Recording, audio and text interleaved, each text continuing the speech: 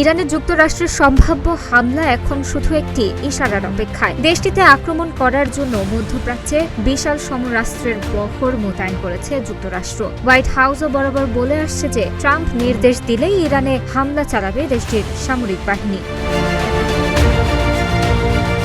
এর মধ্যে একটি প্রশ্ন বেশ বড় করে দেখা দিয়েছে যে ইসলামী প্রজাতন্ত্রের সঙ্গে দীর্ঘমেয়াদে যুদ্ধ করার জন্য ইরানের আশেপাশে যুক্তরাষ্ট্রের কি পরিমাণ সেনা মোতায়েন করা আছে, তাদের শক্তি বা কতটুকু, তারা কি আদৌ ইরানের ক্ষেপণাস্ত্রের নাগালের বাইরে আছে?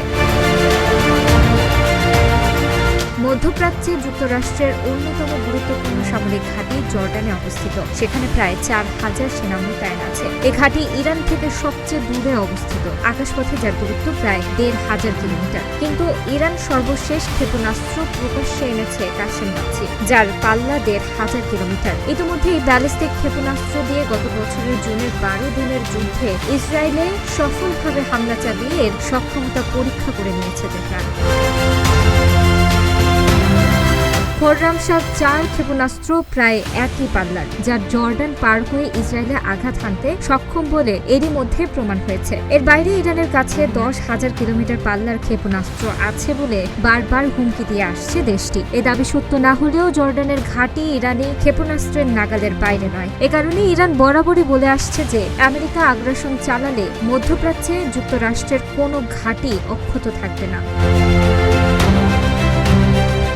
Think tank council on foreign রিলেশনসের তথ্য অনুযায়ী মধ্যপ্রাচ্য জুড়ে যুক্তরাষ্ট্রের অন্তত 19টি ঘাঁটি আছে, যার মধ্যে 8টি স্থায়ী ঘাঁটি হিসেবে বিবেচিত হয়। বাহরাইন, মিশর, ইরাক, ইসরায়েল, জর্ডান, কুয়েত, কাতার, সৌদি আরব, সিরিয়া, ওমান এবং সংযুক্ত আরব আমিরাতে এর সামরিক উপস্থিতি আছে। বাহরাইনে 9,000, কাতারে প্রায় 10,000, কুয়েতে প্রায় 13,500, সংযুক্ত আরব আমিরাতে 3,500, সৌদি আরবে প্রায় 2,700, জর্ডানে প্রায় 3,800, ইরাকে 2,500 এবং সিরিয়ায় 2,000 সেনা আছে যুক্তরাষ্ট্রের। প্রতিরক্ষা কর্মকর্তাদের মতে বর্তমানে মধ্যপ্রাচ্যে যুক্তরাষ্ট্রের প্রায় 40,000 সেনা আছে। তুরস্কের দক্ষিণে আদানায় অবস্থিত ইনসিরলিক বিমান ঘাঁটি তুর্কি বাহিনীর সঙ্গে যৌথভাবে পরিচালিত একটি বড় ঘাঁটি। এ ঘাঁটিতে যুক্তরাষ্ট্রের পারমাণবিক অস্ত্র মজুদের খবর পাওয়া গেছে।